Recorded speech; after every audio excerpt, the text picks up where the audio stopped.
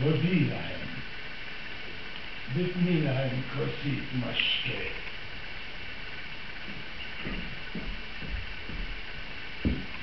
ושיחזרו לחורים שמהם באו, וירחלו על כל מה שראו. והלוואי! שיעברו שנים לפני שיזכו לדרוך בבית שלי. אין לך מה להתלונן, כל הכפר בא. כן, כדי למלא את הבית שלי בזיעה של התחתוניות שלהם, וברעל הלשונות שלהם. רק ככה צריך לדבר בכפר הארור הזה, שאין בו נחל!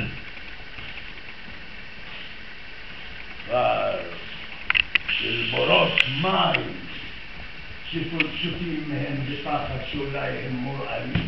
תראי מה הם עשו לרצפה! כאילו עבר כאן עדר עזים.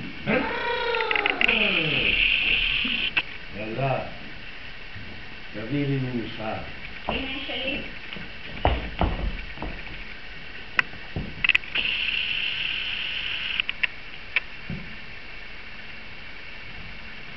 מניפה כזאת נותנים לאלמנה?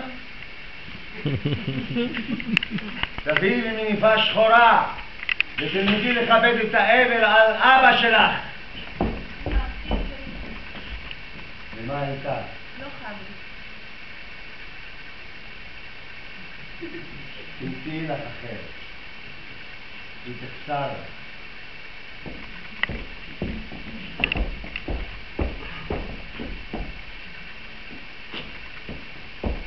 במשך 8 שנות האבל הרוח מבחוץ לא תחדור אל תוך הבית הזה, כאילו שעצמנו את הקירות והחלונות ולבנים. כך היה בבית של אבא שלי, וכך היה גם בבית של שרה.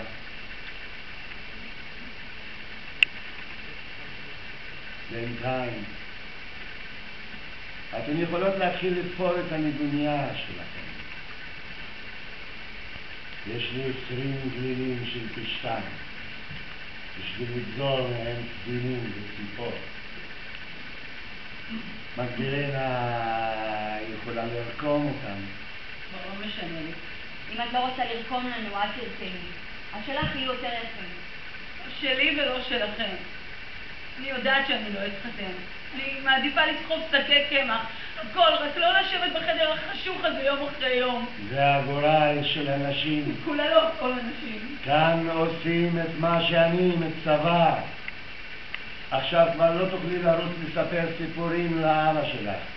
חוץ ומחט לנקבות, שוט ופרדה לזכרים.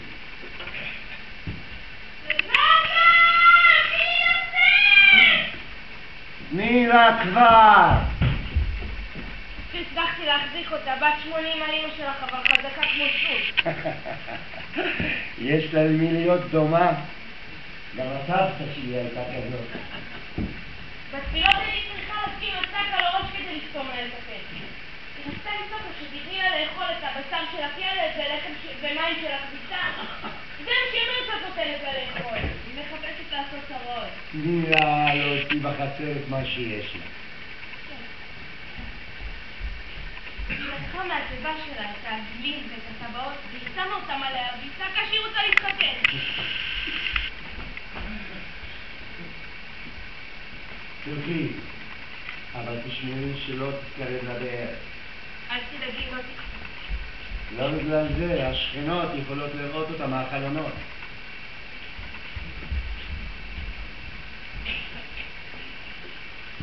אנחנו הולכות להחליף בגדים. מה? להחליף בגדים. טוב.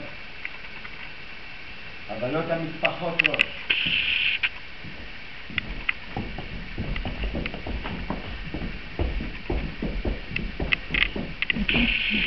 איפה אנגלוסיה? אני ראיתי אותה, מציצה דרך הסדקים של השער. הגברים כרגע הלכו. ומה את עשית ליד השער? הלכתי לראות אם התרנגולות הקימו. אבל הדברים שבאו לנחם כבר הלכו.